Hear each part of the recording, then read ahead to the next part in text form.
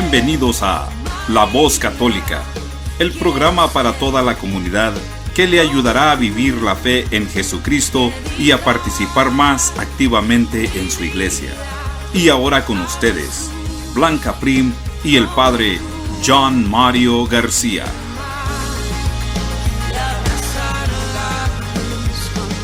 Muy buenos días, queridos oyentes y todos los que nos acompañan el día de hoy en sus casas o de repente en el auto en donde se encuentren. Los saludamos con gran alegría hoy domingo, Día del Señor. Bienvenidos a La Voz Católica. Los saludan Blanca Prim y el Padre John Mario García. Buenos días, Padre John Mario, ¿cómo está?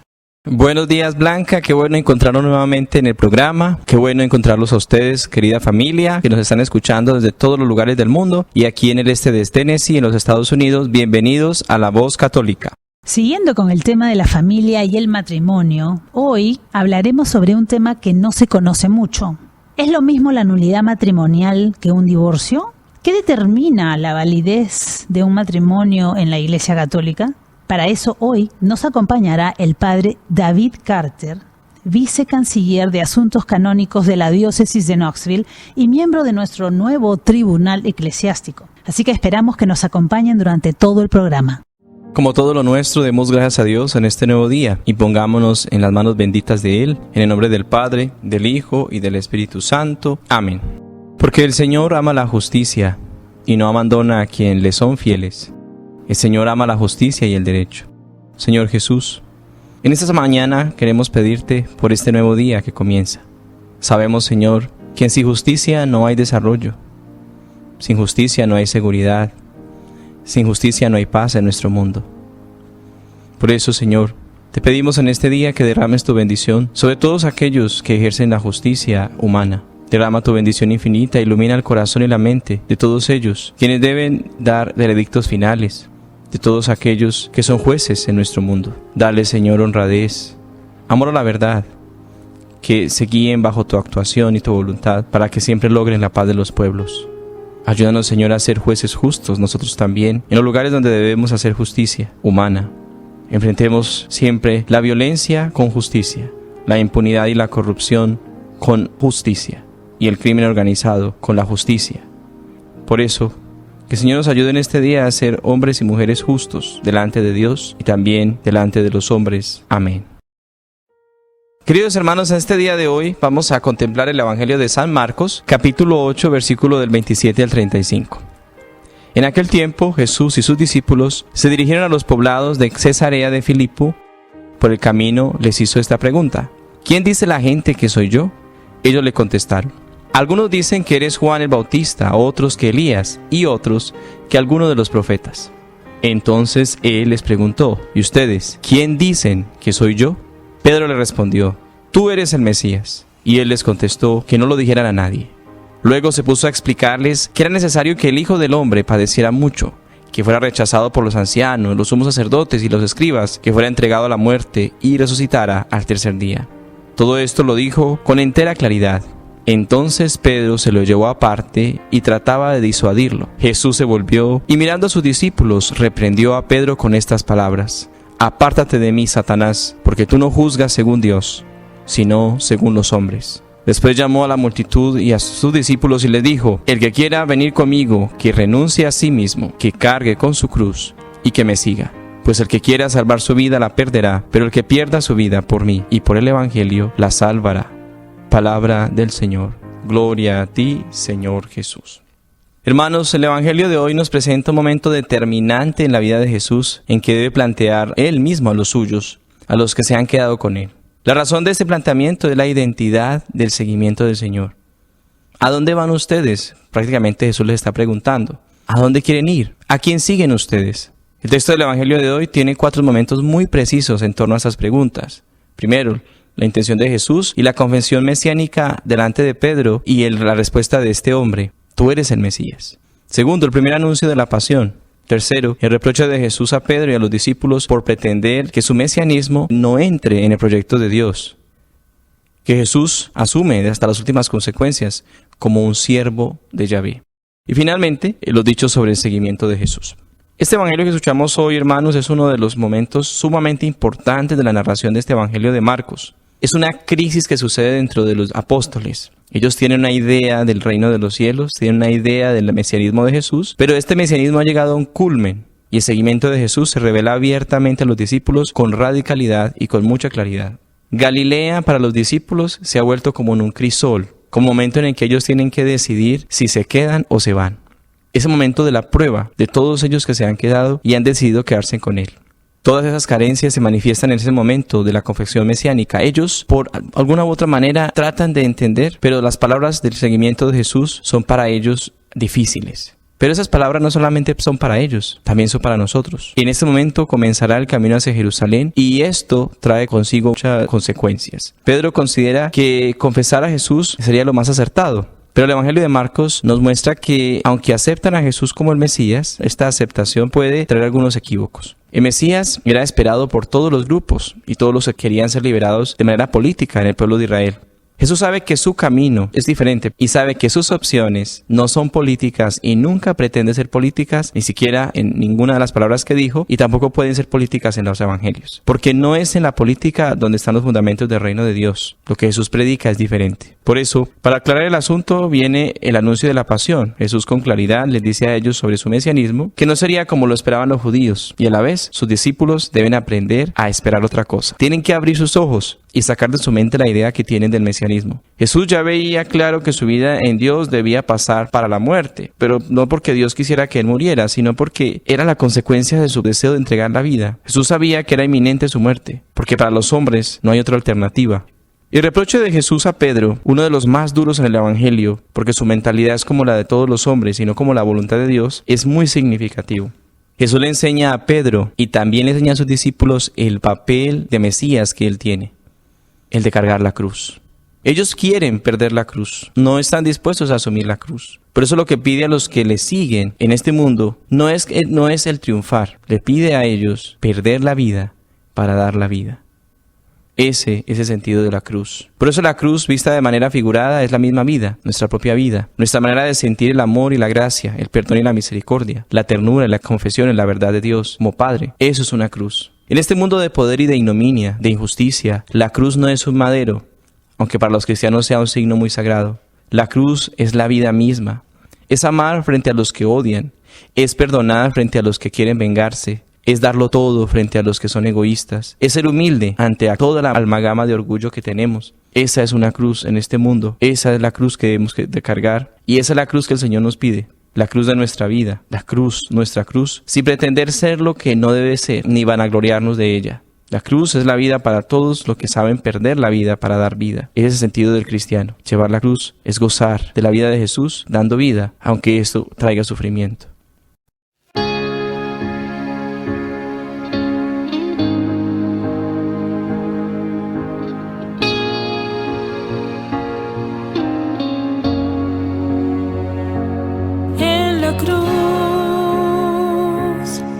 Te entregaste por mí en la cruz, abriste tu corazón, oh Jesús, y ahora vivo gracias a ti. En la cruz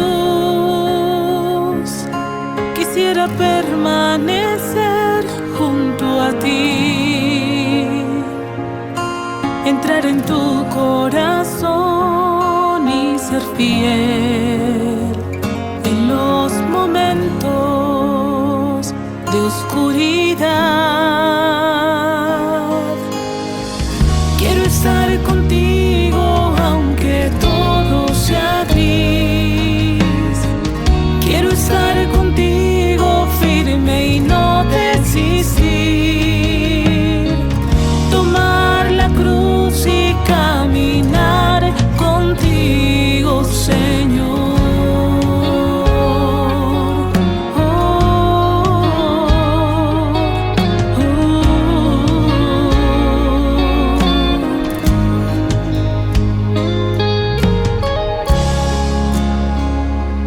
En la cruz es tan difícil poder comprender, pero tu amor me sostiene en pie. Y aunque te falle, tú siempre eres fiel. Igual que tú, hoy me dispongo a abrazar mi propia cruz, esa que bien tú conoces, Señor,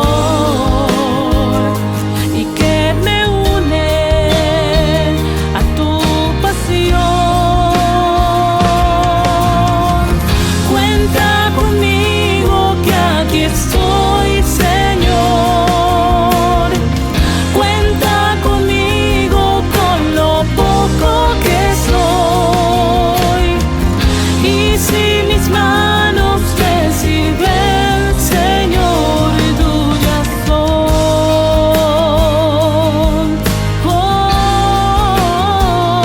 Tuyas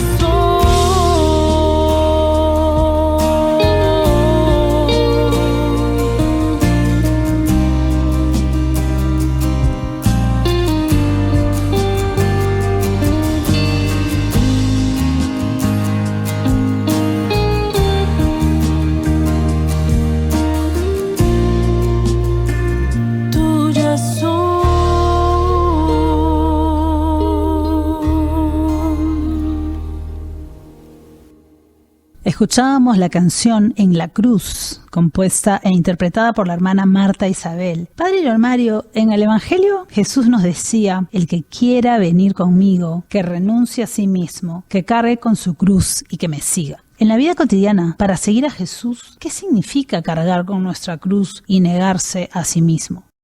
Gracias, Blanca, por esta pregunta. Hermanos, en la vida cotidiana nosotros tenemos diferentes situaciones en las que tenemos que enfrentarnos a las contradicciones del mundo. En nuestra actualidad, nuestro mundo quiere ganar, siempre quiere triunfar, siempre quiere salir adelante. Mientras que cuando nosotros nos profesamos cristianos, la lógica de la vida cristiana es diferente, ¿no? Por eso, en principio, decimos nosotros que llevamos una cruz, la cruz de la incomprensión y la cruz de la indiferencia ante lo que hacemos. Cuando el Señor Jesús le dice a los discípulos que carguen con su cruz, está desmontándolos a ellos de la falsa idea que tienen de Dios. También en nosotros tienen que desmontarnos de la falsa idea que tenemos de Dios. La idea que tenemos de Dios a veces es la que nos han sembrado cuando estamos pequeños, la que nos han dado en la catequesis, la que nos han dicho nuestros padres, nuestros catequistas, amigos o adultos. Pero la verdadera idea de Dios que yo tengo cuando zarandea mi vida, cuando quiere cambiar algo en mí, cuando me pide a mí que haga un cambio radical de algo que está pasando en mi propia historia, en mi propia vida, entonces esa idea que tengo de Dios cambia o es violenta contra mí. Por eso, cuando el Evangelio dice que tenemos que cargar con la cruz o asumir la cruz, es en primer lugar la cruz de la incomprensión frente a este mundo que quiere siempre triunfar. Esa es la primera cruz. La segunda cruz que el Señor pide también a sus discípulos es que tienen que comprender que el camino hacia Él no es fácil y que, como vamos a ver en el Evangelio dentro de 8 días, no es que tienen que ganar el primer puesto, quién va a estar al lado del Señor o quién va a estar en el reino con una u otra categoría o cargo. Lo que quiere decir el Señor para ellos es que la cruz que Él les ofrece es un camino de dolor, porque es un camino que tiene que ser capaz de darse para dar la vida a los otros. Ese es el sentido de la cruz. Por eso el Señor Jesús murió en la cruz, porque fue capaz de darse para que los demás tengan vida. Otra manera de llevar la cruz es también ante la familia, delante de la familia, las madres o los padres que tienen unos hijos que han comenzado a una edad rebelde, difícil, que ya no creen ni en su propia sombra, que están pegados todo el tiempo del celular, que están todo el tiempo en estos dispositivos móviles y que no quieren saber nada de Dios. ¿Cómo decir que lleva la cruz una mamá o un papá que quiere enseñarles sobre la vida de Dios, que es incomprendido, que a veces es rechazado e incluso que a veces es maltratado o maltratada por sus propios hijos por el tema de la fe? Es una manera de llevar la cruz. Es una manera de saber que aunque es difícil, está dando vida, está rechazándose a sí mismo, está negándose a sí mismo para que otros tengan vida. Por eso, queridos hermanos, preguntémonos nosotros cuál será la cruz que el Señor nos ha puesto en nuestra historia, en nuestra vida. ¿Cuál es esa cruz que hace que nosotros nos renunciemos a nosotros mismos y siempre renunciando a nosotros mismos, pues seamos capaces de dar vida a otros con esta renuncia? Porque el sacrificio tiene sentido en la medida que da vida a los otros. De resto, no tiene sentido el sacrificio. Gracias, Padre John Mario. Amigos, ha llegado el momento de nuestra entrevista sobre la nulidad matrimonial y el día de hoy tenemos el gran gusto de tener en el programa a un querido sacerdote y amigo, el Padre David Carter. Él es el rector de la Basílica de los Santos Pedro y Pablo en Chattanooga y además es vicecanciller de Asuntos Canónicos y vicario judicial del Tribunal Eclesiástico de la Diócesis de Knoxville. Padre David, bienvenido a La Voz Católica. Gracias por esta invitación, es mi placer. Padre David, cuéntenos un poco a qué se dedica el Tribunal Eclesiástico y a qué nos referimos cuando hablamos de una anulación o nulidad matrimonial. ¿Es lo mismo que un divorcio civil, pero en la Iglesia? Pues es la problema que queremos que confrontar y ayudar a la gente a entender lo que estamos haciendo. Pues el matrimonio es algo natural, hecho de Dios. Mismos momentos de la creación original en Adán y Eva, creó también nuestro Dios el matrimonio. Pues es una cosa de la materia de ser humano, es natural. Pues ser esposado, casado, matrimoniado es algo que venga de Dios. Y cuando venía nuestro Salvador, Dios mismo en la carne, Jesucristo nos enseñó muy claramente que desde el inicio era así, que el hombre y la mujer están juntos con la gracia de Dios y no solo son dos, pero uno en este matrimonio. Y lo eleva el sacramento, el matrimonio de los creyentes en Cristo, los bautizados, a un nivel de un sacramento, un misterio de la unidad de Dios mismo en la Trinidad, que nuestro Dios es una familia de amor. Cuando la gente experimenta el pecado en este mundo y no sigue posible de continuar en el matrimonio ya hecho, ya prometido, ya vivido, aunque por años, a veces los fieles de la iglesia vengan a la iglesia a pedir sí o no era válida nuestra boda, nuestras promesas, pues sí o no es válido. Este es el trabajo del tribunal, no de dar una gracia o un favor a la gente de hacer su vida en el futuro como se quieren.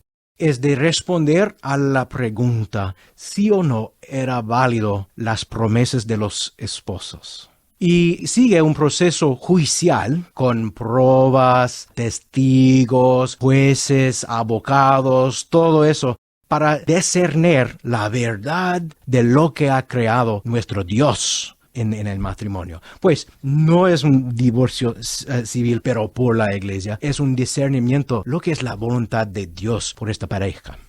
Y queremos que hacer esto en un proceso, sí, judicial con reglas y todo, pero en una manera muy pastoral, de pastorar el peticionante y también el demandado a entender la voluntad de Dios, que es la suprema felicidad de la raza humana.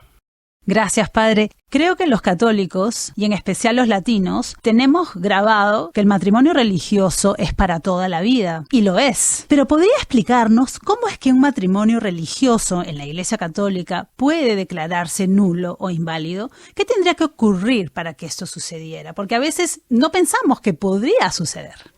Sí, es una buena pregunta. Pues tenemos una conciencia muy refinada del matrimonio.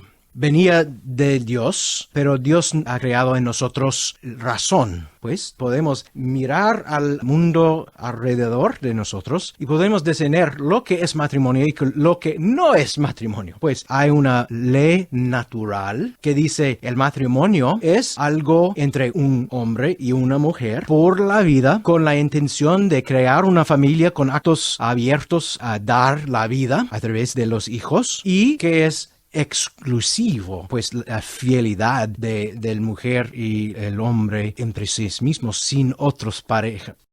Pues eso es un resultado del discernimiento natural de razón.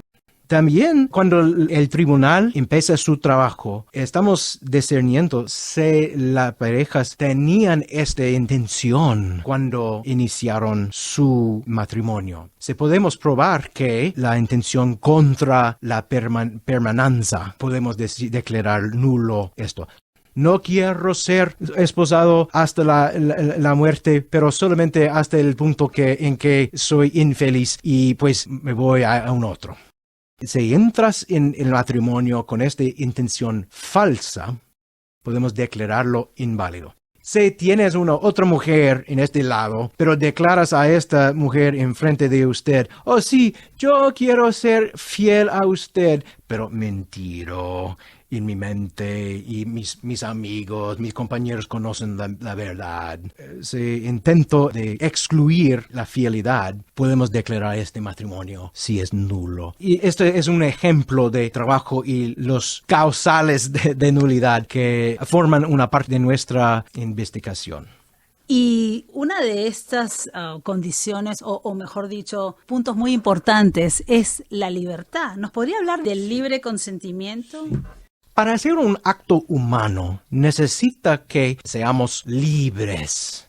La coerción es una fuerza contra la libertad. De escoger el matrimonio, necesita ser un acto libre. Por algunos, la fuerza, falta de libertad, venga de afuera. Como un padre que dice, tienes que casar con este varón por mi dicho, mi palabra.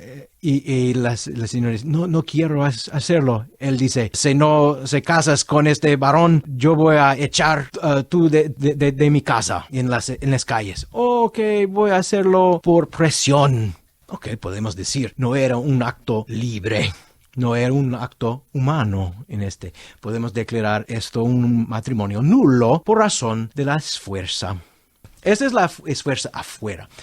Pero también hay una esfuerza, presión, un temor interno, el honor, el temor, miedo de ser sola con un bebé, que estás embarazada y si no digo sí a este hombre que no es bueno, pero yo no quiero ser sola con este bebé y yo estoy de acuerdo en este matrimonio solamente por el temor o la presión interna. Podemos probarlo, es una causa de nulidad. También, y esto es muy común, la inmadurez, que es un tipo de imposibilidad, incapacidad de discernir lo que es el matrimonio y de discernir que este hombre o esta mujer es una buena esposa y de escogerla o escogerlo.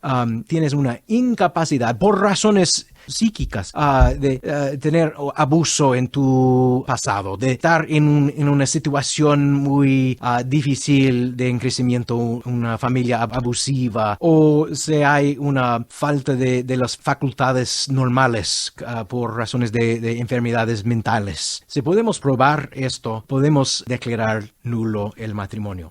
Es un proceso de discernir estos causales.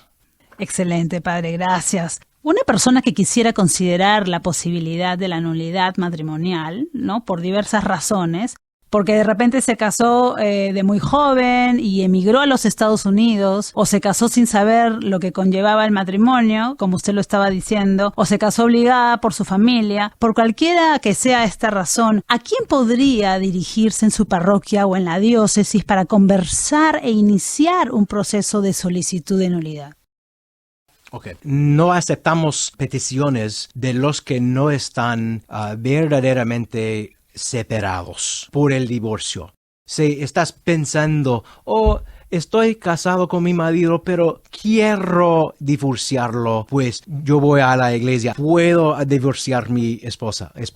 Diremos, no. Hay la expectación que sigamos con las promesas de la boda que hemos hecho hasta el momento que sea imposible. Excepto en los casos de abuso, no hay una expectación que se quedas en una situación de abuso físico, sexual, emocional, no. Puede separarse. Pero la expectación se es difícil vivir juntos. Sí, es la cosa normal en la vida. Pues la primera cosa que quiero decir es de no pensar primeramente en tu posibilidad de anulación o de la nulidad de tu matrimonio, porque la preferencia es de quedarse junto con tu esposo, con tu esposa.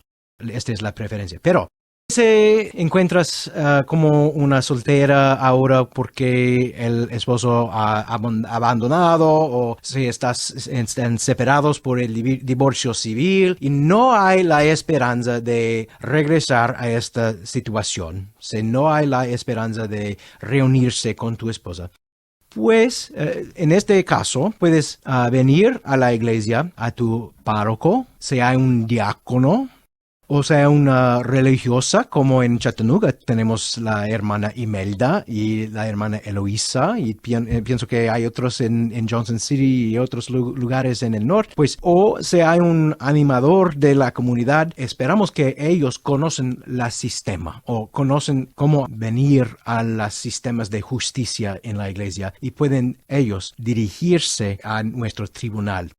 Normalmente tenemos personas llamados case sponsors que están muy sabios en el proceso del tribunal, están entrenados.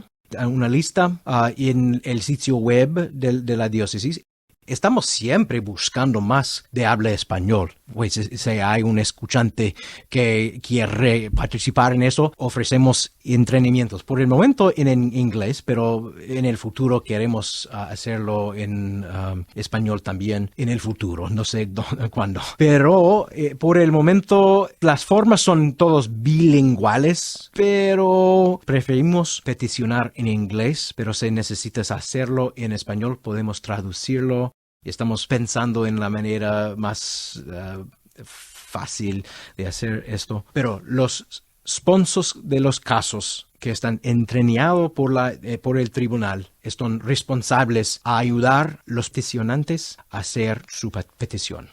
Y puedes hablar con el párroco, sacerdote, diácono, hermana religiosa o animador, o la oficina del Ministerio Hispano dirigido a Blanca, Padre John Mario también. Todos pueden dirigirse a la persona apropiada. Padre David, y para las personas que quisieran saber un poquito más en cuanto al proceso en sí, nos habló del primer paso a seguir. ¿Cuáles son los siguientes pasos? ¿Y cuánto tiempo tomaría conseguir una respuesta? Y la otra cosa es, ¿esto tiene algún costo? Empiezo con la última. No hay un costo. Es gratis. Es un servicio, un ministerio de la diócesis de Knoxville. No hay ningún costo en el primer nivel del tribunal. También en el segundo, en las apelaciones, en the second instance. No hay costo. Es un servicio. Pero ¿cuánto tiempo tiene el proceso? Esto depende y por el mínimo es 9 meses, pero si hay una dificultad como tenemos que hablar con gente en otros países o si los testigos no responden, la posibilidad es de 1 año o más de 1 año. No damos ningún tiempo fijo a este proceso porque cada caso es diferente. Más o menos 1 año si no hay más dificultades. Sé que personas cristianas, no católicas, a veces desean contraer matrimonio con una persona que es católica, ¿no? Y eso es una pregunta común. Si estas personas no católicas han sido casadas anteriormente con otros no católicos y ahora quisieran casarse con alguien católico que puede casarse por católico, ellos también tendrían que pasar por este proceso de nulidad. ¿Y por qué sería?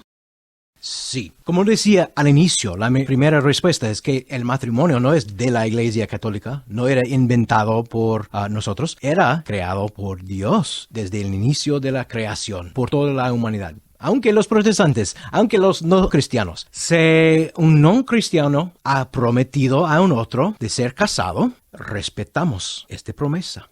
Y esta es la razón de la necesidad de la causa matrimonial por la anulación por los no cristianos. Se han casado anteriormente. Porque es de Dios, no es de la Iglesia Católica el matrimonio. Y por esta razón es muy complicado por muchos y una causa de preguntas, muchas preguntas. Pero es porque el matrimonio appartiene a Dios, no solamente a la Iglesia. Sí, es una dificultad a veces porque los esposos no católicos digan porque la Iglesia Católica quiere conocer estas cosas íntimas de mi matrimonio anterior. ¿Por qué causa? Es porque respetamos el poder del humano, el ser humano, de hacer votos matrimoniales, promesas que se has hecho estas promesas, vamos a respetarlos.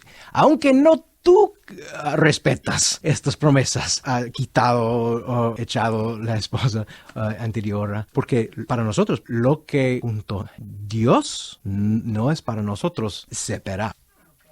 Padre David, quiero aprovechar también a hablar sobre este punto, porque hace unos años el Papa Francisco hizo un cambio, ¿no? Y salió en las noticias y todos sabíamos que era algo para agilizar el proceso de la nulidad. Y quisiera que nos lo explique. ¿Cuál sería este cambio y que además es positivo y favorece especialmente a las personas que emigran a otros países, ¿no?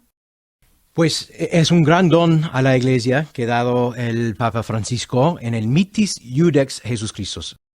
Juez muy gentil. Este cambio de la ley era para hacer más pronta la respuesta al proceso. Como decía, en muchos países, en muchos tribunales, 2, 3, 4 años es normal para recibir una respuesta del tribunal. El Papa Francisco decía, no es aceptable entre un año. Okay. Porque la misericordia es de tener la respuesta en un tiempo justo. Esta es la primera cosa que quería hacer, de hacer más fácil que el tribunal regrese con una respuesta al peticionante. Un problema que era antes era el problema del foro del demandado. En la ley anterior necesitaba que iniciamos procesos de nulidad matrimonial en un lugar en que la parte demandado, el otro esposo, puede participar muy fácilmente. Y en el caso de uno que es migrante aquí en los Estados Unidos, el peticionante normalmente está aquí pidiendo al tribunal de esta diócesis, pero el parte demandado era en Costa Rica o Honduras o Guatemala. Ok, teníamos que mandar todo el proceso allá en Guatemala o en Costa Rica o en otra parte del mundo. Y en otras partes del mundo no tengan tribunales que funcionen muy bien. Y por esa razón, muchas personas abandonaban sus casos porque no podían seguirlo en la manera que la Iglesia ha requerido. El Papa Francisco ha quitado esta parte de la ley y ha dado la posibilidad por la parte peticionante de peticionar en la diócesis, en el tribunal en que vive, por recibir más pronto la posibilidad de una respuesta. Es la responsabilidad del tribunal todavía a respetar los derechos de las partes demandadas en los otros países. Tenemos que hacerlo, pero es más fácil por un tribunal hablar y trabajar con otro tribunal eclesiástico que una solicitante o una peticionante, un laico que no sabe hacerlo. Pues el Papa Francisco ha dado la honra de hacer protección de los derechos de la demandado al tribunal propio y de liberar la peticionante a hacer su petición en un lugar más fácil, en la esperanza que también podía ser más rápido. Y muchas otras cosas que han cambiado pero esta es la cosa mejor por los migrantes, de conocer que pueden utilizar nuestro tribunal cuando no podían en el pasado utilizar nuestro tribunal. Porque tenían que ir al país donde se casaron. Anteriormente, ahora pueden utilizar nuestros tribunales. Este es el gran cambio por los que están oyendo esto. Padre David, muchísimas gracias por acompañarnos hoy en el programa. La verdad que hemos aprendido mucho sobre el proceso de nulidad matrimonial que nos presenta la Iglesia Católica y esperamos que su mensaje traiga esperanza y anime a muchas personas que lo necesitan a que inicien este proceso. Sí, y es un placer de hablar con nuestros fieles de la diócesis de Knoxville, especialmente los que hablan español. Lo siento anteriormente por la lengua y la barrera de la lengua. Es una esfuerzo que tenemos superar con la gracia de Dios, poco a poco, mano a mano. Y yo quiero pedir la paciencia de todos porque estamos un tribunal muy joven y estamos tratando de hacer lo que podemos ayudar a la gente que vengan a nosotros. Muchísimas gracias, Padre David. Y ojalá que nos acompañe otro día en La Voz Católica. Oh, claro, sería mi placer y gracias Blanca y gracias al Padre John Mario, también a María aquí, la editora. Ahora un aviso para todas las parejas que se están preparando para el matrimonio. Habrá un retiro de preparación matrimonial el sábado 25 de septiembre en la parroquia San Patricio en Morristown desde las 7:15 de la mañana hasta las 6 de la tarde. Para inscribirse y pedir más información, llamar a Dilma Ortiz al 423-254-4452. Los esperamos el próximo domingo en La Voz Católica. Gracias Blanca y gracias Padre David por acompañarnos en este día de hoy. Gracias a él, gracias Blanca por este día, gracias familia por escucharnos. Que el Señor nos bendiga en nombre del Padre, del Hijo y del Espíritu Santo. Amén. Señor, toma mi vida nueva antes de que la espera desgaste años en mí. Gracias por escuchar nuestro programa La Voz Católica, auspiciado por la Diócesis de Knoxville y la Parroquia Santo Tomás Apóstol de Lenoir City. Los invitamos a escucharnos el próximo domingo por esta misma estación y a la misma hora. Recuerde, usted puede ser el rostro y las manos de Cristo para los demás. Hasta pronto y que Dios lo bendiga. Donde falte la esperanza.